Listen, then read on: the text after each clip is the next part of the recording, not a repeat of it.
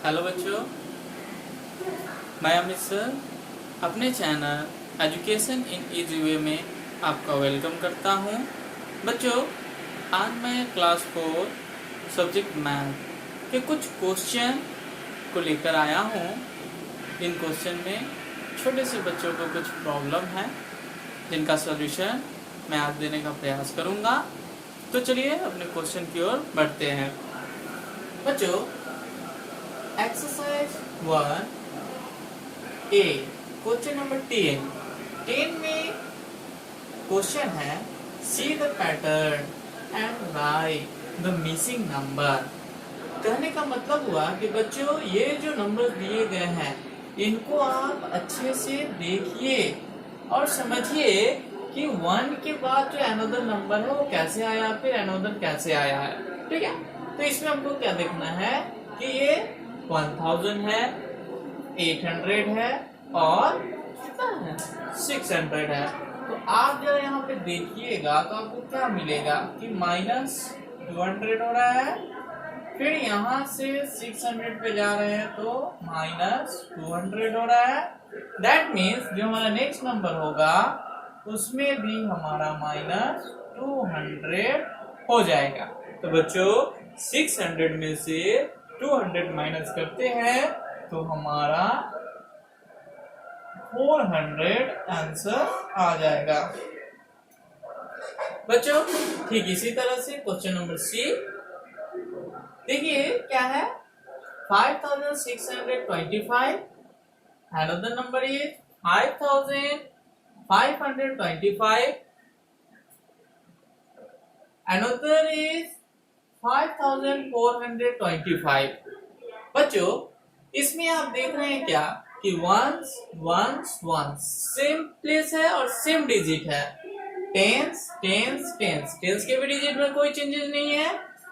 100 में यहाँ 6 है, 5 है और 4 है। मतलब क्या कि 100 के प्लेस में डिक्रीज हो रहा है। चलिए आगे भी है इसलिए हम आगे भी चेक कर लेते हैं। 1000 सेम नंबर है। तो बच्चों जिस प्लेस के नंबर में आपका चेंजेज आएगा पैटर्न बनाते समय हमें उस प्लेस में ही क्या करना पड़ता है, पैटर्न को फॉलो करना पड़ता है। जैसे आप देखिए कि यहाँ पे 100 के प्लेस पे क्या है 6 और यहाँ पे 5 और यहाँ पे 4। दैट मीन्स यहाँ से यहाँ तक आने में -100 हुआ है, यहाँ पे भी -100 हुआ है और हमें आगे भी -100 कर देना है। तो चलिए करते हैं। तो क्या हो जाएगा 5325 बात करके उसी तरह रहेगा। ठीक है बच्चों, नेक्स्ट जो है एक्सरसाइज 1B का 3 number fill in the blanks. बच्चों एक सम दिया हुआ है जिसमें कोई एक नंबर क्या है मिसिंग है, तो इसका हमें पता लगाते हैं। तो हम कैसे पता लगाते हैं चलिए देखते हैं। सबसे पहले तो देखना है कि क्या है, ऐड है, सब्सट्रैक्शन है। ठीक है, तो ऐड का सिंबल है तो हम इसको ऐड करते हैं। तो देखिए तो 1 + 5 = 6, 4 + डैश = 2। बच्चों चूंकि ऐड है तो 4 तो 2 से ज्यादा है, तो इसमें हम क्या कर सकते हैं, 2 लाने के लिए 4 से छोटा वाला कोई नंबर को हम ऐड नहीं कर सकते हैं। हमें इसे लाने के लिए क्या करना होगा, 4 से हायर नंबर को लाना होगा जिसमें क्या हो सके कि या तो 12 बन सके, या तो 22 बन सके, या तो 32 बन सके। तो पहले हम पता करते हैं इसमें कैरी कितना गया है। तो यहाँ देखिए 3 to 5 है और यहाँ पे 1 बढ़ गया है। दैट मीन्स क्या हुआ 12 पर 2 लिखेंगे और 1 कैरी देंगे। मतलब यहाँ 4 है तो अब हमें क्या लिखना होगा 8 लिखना होगा। तो 4 + 8 = 12, कैरी 1 इसमें आया। तो 1 + 3 4 + 2 6 और 2 + 1 3। समझ में आ गया, वेरी गुड। फिर हम देखेंगे सी नंबर क्वेश्चन, ये सब्सट्रैक्ट है। तो सब्सट्रैक्ट में भी हम सेम प्रोसेस को देखेंगे, बस हमें देखना क्या होगा कि किस प्लेस पे ये जो नंबर है मिसिंग है और कितना मिसिंग है ये हमें पता लगाना है। तो चलिए देखिए, 0 से 3 सब्सट्रैक्ट करेंगे तो क्या हो जाएगा, 7 होगा। क्या ये पॉसिबल है? नहीं है। तो इसके लिए हमको करना क्या होता है, बगल वाले से, साइड वाले नंबर से हमें 1 को बोरो लेना होता है। क्या लेना पड़ता है, 1 को बोरो लेना पड़ता है। तो ये 0 था, 1 बोरो लिए तो ये 10 हो गया, और 10 में से जब 3 सब्सट्रैक्ट हुआ तो हमारा क्या बना, 7। अब ये देखिए 3 बन गया, 3 से 8 तो सब्सट्रैक्ट होगा नहीं, तो क्या करना होगा, बगल वाले से 1 बोरो लेना होगा, लेकिन वहां तो नंबर मिसिंग है कि नहीं। तो अब हम कैसे पता लगाते हैं, तो ये जो मिसिंग नंबर है इसका जो डिफरेंस है यहाँ पे दिया हुआ, उसको पहले देखते हैं कि यहाँ पे क्या हुआ होगा। तो यहाँ पे 4 आया डिफरेंस। तो देखिए 9 में से 5 को सब्सट्रैक्ट करने पे 4 आता है। अगर ये भी समझ में नहीं आए तो बच्चों नीचे वाला जो सब्सट्रैंड है उसको और डिफरेंस को ऐड कर लीजिए, तो ऊपर वाला मिसिंग नंबर आपको मिल जाएगा। तो देखते हैं 5 और 4 को ऐड करते तो 9 होता है, लेकिन बच्चों यहाँ 9 रखने से तो हमारा 4 हो जाएगा, लेकिन हमें यहाँ पे 1 क्या देना है, बोरो देना है। तो क्या होना चाहिए, 9 में 1 प्लस दैट मीन्स 10 होना चाहिए। तो 10 तो यहाँ हम लिख नहीं सकते हैं, तो हम क्या लिखेंगे, 0 लिखेंगे। क्या लिखेंगे यहाँ पे, 0 लिखेंगे। तो क्या होगा, इस 7 से 1 ये बोरो लेगा, तो 0 क्या बन जाएगा, ये 6 हो गया आपका, और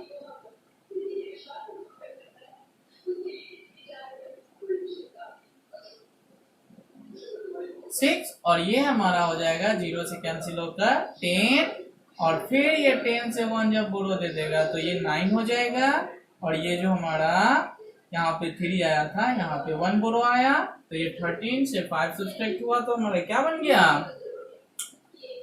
हमें मिला 5, और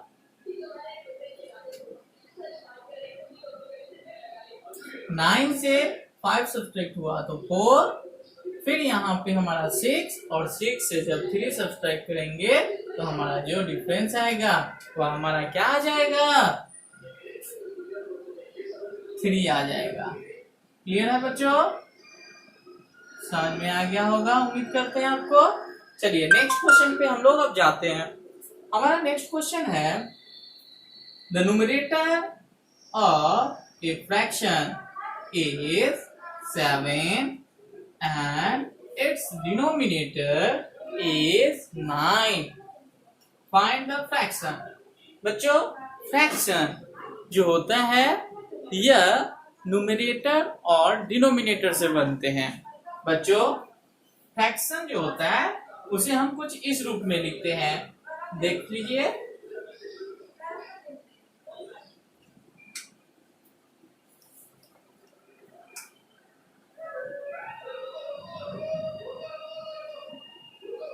फ्रैक्शन इक्वल टू, इसका फॉर्मूला होता है numerator upon denominator.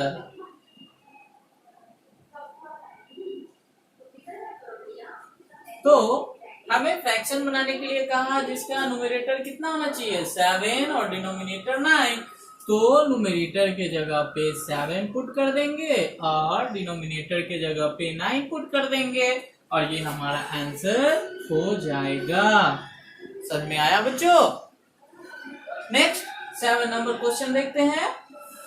What fraction of each of the following figures is unseeded. बच्चों क्वेश्चन में कहा गया है कि अनसेडेड जो पार्ट है वह किस फ्रैक्शन को रिप्रेजेंट करेगा इस दिए गए फिगर में।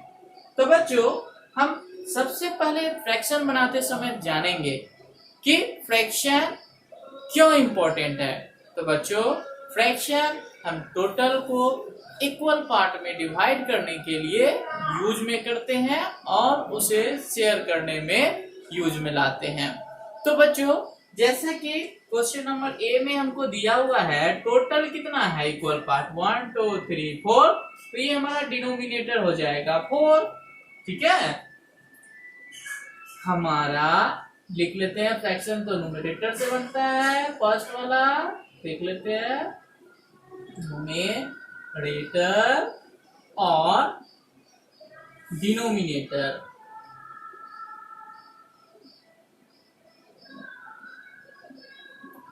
तो बच्चों देखो चूंकि अनशेडेड पार्ट के लिए हमको बोला है अनशेडेड पार्ट को रिप्रेजेंट करने के लिए, तो हम देखेंगे कि कितना अनशेडेड पार्ट है 1 2 3, तो हम यहाँ पे न्यूमरेटर में 3 लिखेंगे और जो टोटल इक्वल पार्ट है वो 1 2 3 4 है, यहाँ पे हमारा 4 हो जाएगा। देन रिक्वायर्ड फ्रैक्शन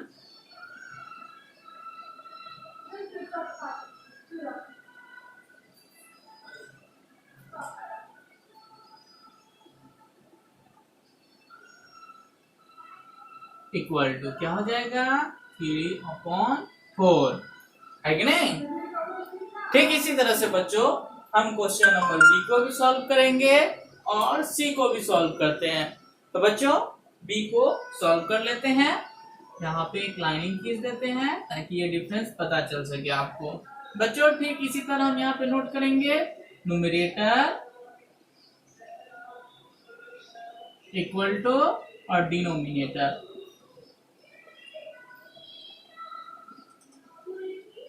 और फ्रैक्शन। बच्चों चूंकि हमको अनशेडेड पार्ट के लिए कहा गया है तो हम पहले अनशेडेड पार्ट को न्यूमरेटर बना लेंगे। तो कितने अनशेडेड पार्ट है 1 2 3 4 एंड 5, तो यहाँ हम 5 लिख लिए और टोटल कितने इक्वल पार्ट है तो 5 6 7 8 हो जाएंगे, तो डिनोमिनेटर 8 हो गया। यानी कि इस सर्कल को 8 इक्वल पार्ट में डिवाइड किया गया है, तो फ्रैक्शन हो जाएगा हमारा 5/8। तो इसमें हम क्या लिख सकते थे रिक्वायर्ड फ्रैक्शन, क्या लिखेंगे रिक्वायर्ड फ्रैक्शन। देन